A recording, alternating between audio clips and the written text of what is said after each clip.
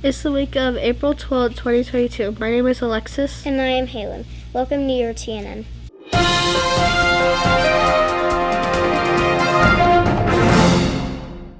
The search from the famous polar explorer Ernest Shackleton's ship called Endurance, which sank in 1915, is finally over. On March 9, 2022, the Endurance expedition team announced the wreck had been found in the Weddell Sea off the coast of Antarctica. The 106-year-old vessel lies at a depth of about 10,000 feet. The ship's near-perfect condition can be explained by the lack of wood-eating marine organisms in Antarctica freezing waters. Shackleton and his crew left England aboard the Endurance in 1914. They were headed to start the point of their attempt to be the first to cross Antarctica by foot, but things did not go quite as planned. In early January of 1915, they got stuck in some thick ice. The standard crew spent the night 8 months aboard the ship, hoping to complete the journey when the weather improved. However, on November 21st, 1915, the huge boat sank. Shackleton and his crew rode out the rest of the winter camping on an ice floe. On April 24th, 1916, the brave explorer and a crew of 5 made it to South Georgia Island after 16 days. Their lifeboat, battered by the rough seas, was in no state to make it to the whaling station on the island's other side. Shackleton decided to land the boat on the beach and cross the island by foot, a feat that had never been accomplished before. Since 3 crew members were unable to make the crossing, he left them behind to recapture. The trek throughout the icy grounds was not easy, but Shackleton and his 2 team members persevered and got to the whaling station in 3 days. The crew members on the island's other side were rescued the following day. After serving several failed attempts, the remaining expedition members were finally picked up from Elephant Island on August 30, 1916. Shackleton has never achieved his dream of crossing Antarctica on foot. However, the polar explorer able to survive and keep his crew members safe while stranded for nearly 2 years made him a hero worldwide. On a beautiful night in March, back in 1997, 25 years ago, something happened. People across the valley had just one question. What did they see in the sky? Dr. Lynn Kittai, a medical doctor from Paradise Valley who went outside to look on that Thursday night. Dr. Kittai grabbed her video camera and rolled on the strange sight. Her video went on to become famous across the world, a mass sighting of unidentified flying objects over the valley, and after that night, she says she waited 7 years to come forward with her extensive work on the unexplained aerial phenomena. Now, on the 25th anniversary of the event, the author and executive producer of the Phoenix Lights Network drops a bombshell on the Arizona Family Podcast. Dr. Kittai says, but what we didn't know is this could morph into looking different with a perspective from where the person was standing or a parade. And that's ultimately what the investigators discovered. 25 years later, we still don't really know what is up in the sky that night. And maybe we will never know. Now let's go over to Ms. Jude Cavelli with a weekly update.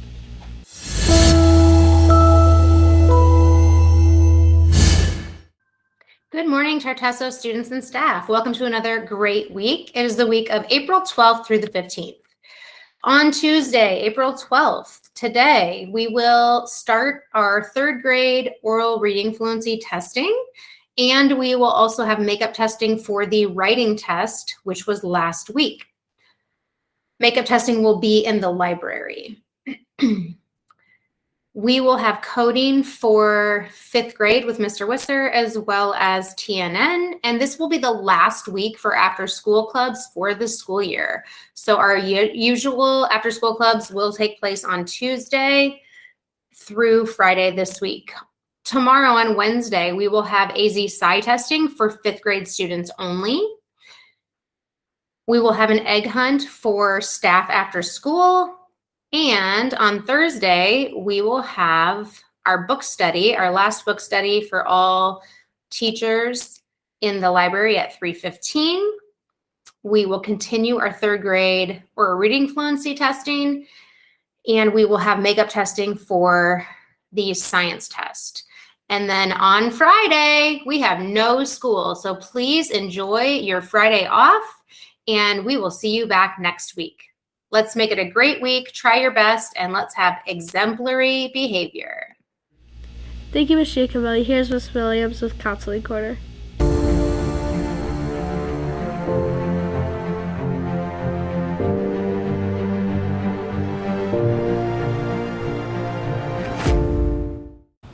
Hey everyone, it's Mrs. Williams with the message from the Counseling Corner. So this month we are focusing on generosity. So generosity is an act of not being selfish and thinking of others and not thinking about ourselves and thinking how we can help others. So our challenge this week, how can we think of others? What are some things that we can do to think about others? Maybe we can help someone on the playground. Maybe we can share if we bring like our own supplies, like our basketball or football or something like that, we can share with them.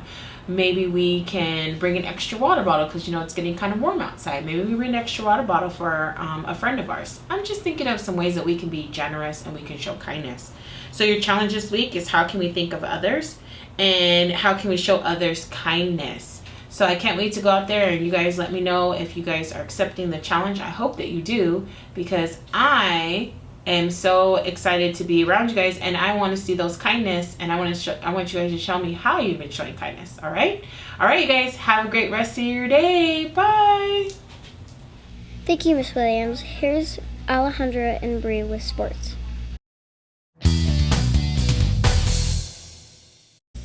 Welcome to sports. My name's Bree. And I'm Alejandra.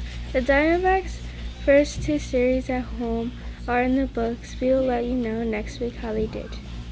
The Arizona Coyotes will be wrapping up their season on April 29th with their final game in Glendale against the Nashville Predators. There is still a lot of uncertainty regarding their future in Arizona, but they will be moving to Tempe for at least the next 3 years after calling Glendale home for the past 16 years. The Suns have finished their regular season and playoffs will start this week. They locked up the number one seed in the league, so they will have home court advantage throughout the playoffs. It will be exciting to see if that can make other run to the finals again this year, hopefully with a better result than last year. That is all for today. See you next week on Sports News. Here. Thanks, girls. Let's go with Tamika Mateo with Entertainment News.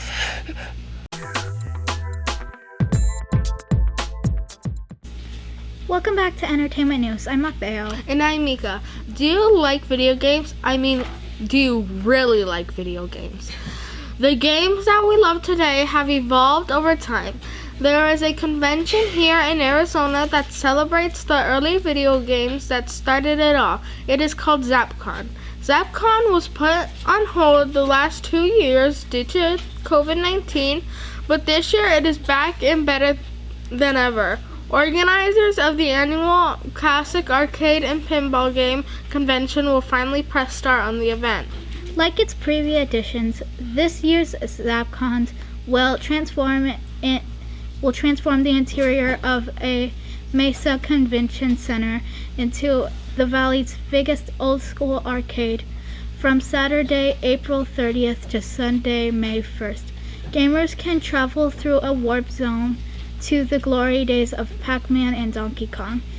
and get their hands on more than 200 vintage titles and coin-op classics. There will also be several pinball tournaments held throughout the weekend and a number of retro game consoles available for play. Doors open at 10 a.m. each day. Tickets are $35 for Saturday, $25 for Sunday, or $50 for the weekend. Children 3 to 12 will receive discount admission, and kids under 3 are free. If you are a fan, it will definitely be worth checking out. See you next time on Entertainment News. See you. Thanks, guys. Let's go to Joke of the Week with Skylar and Izzy. Hello and welcome to Joke of the Week. My name is Skylar. And I'm Izzy. Okay, Izzy, what's your joke? How do pickles celebrate their birthday? I don't know, how do they? They relish it. Great joke, Izzy. If you have a joke and would like to tell it on the news, please go to smusd.me/beyondthenews and we would love to have you on. See you next time on Joke of the Week. See you. Thanks, girl. Let's go over to McKenna and Chris with Fun Fact Trivia.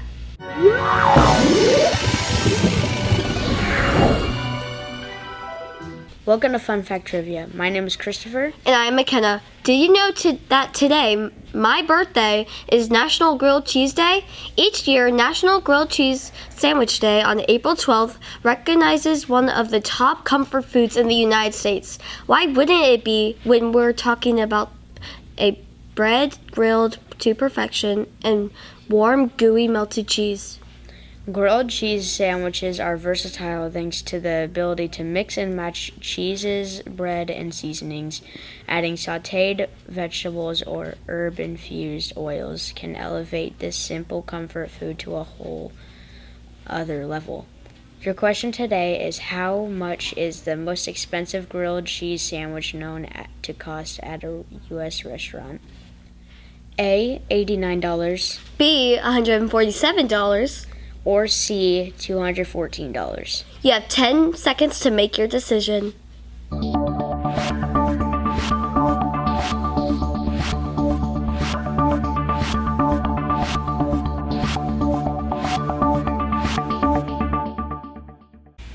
If you said C, $214, you are correct. The Guinness World Record for the most expensive commercially available sandwich is held by a $214 grilled cheese sandwich called the Quintessential Grilled Cheese by Serendipity 3 in New York, USA. Fun fact, the first record of grilled cheese sandwich being sold in a restaurant was during the Great Depression of 1930s. It was called the Cheese Dream. See you next week on Fun Fact Trivia. See you. Thanks, guys. Let's go over to Gabriel and Austin with This Week in History.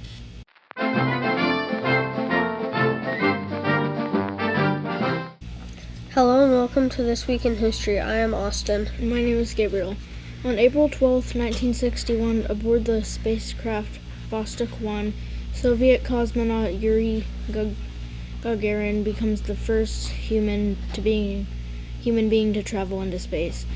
During the flight, the 27-year-old test pilot and industrial technician also became the first man to orbit the planet, a feat accomplished by his space capsule in 89 minutes. Vostok 1 orbited Earth at a maximum altitude of 187 miles and was guided entirely by an automatic control system. The only statement attributed to Gagarin during his 1 hour and 48 minutes in space was, "Flight is proceeding normally, I am well." After his historic feat was announced, Gagarin became an instant worldwide celebrity. He was awarded the Order of Lenin and given the title of Hero of the Soviet Union. Monuments were raised to him across the Soviet Union and streets renamed in his honor. The triumph of the Soviet space program in putting the first man in space was a great blow to the United States, which had scheduled its first space flight for May 1961. Moreover, Gagarin had orbited Earth, a feat that eluded the U.S. space program until February 1962, when astronaut John Glenn made 3 orbits in Friendship 7. see you next week on This Week in History. Thanks, guys. Here's Kendall with science time.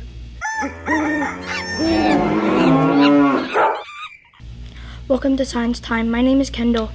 Starlink and a new satellite internet system from the company SpaceX is changing the world more quickly than many people expected. The system can be very useful in remote areas and emergency situations.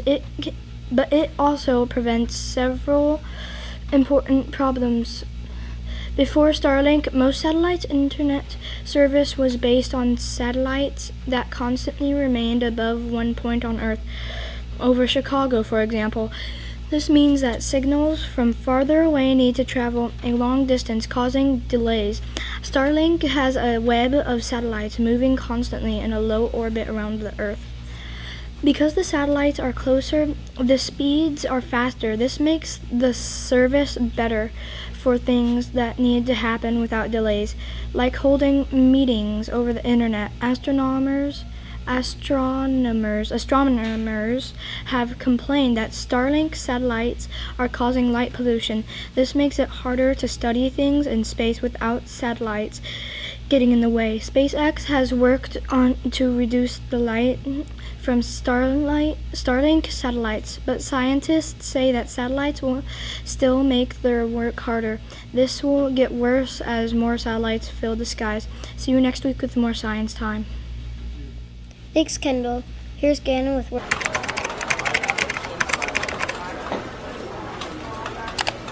Welcome to Word of the Week. My name is Gannon. This week's word is adversity. Adversity is a noun and it means a state of instance of serious or continued difficulty or misfortune. Here's how you can use it in a sentence. We saw a movie about a group of determined mountain climbers who triumph in the face of adversity. See you next time on Word of the Week. Thank you, Gannon. That is all for this episode of TNN. See you next week.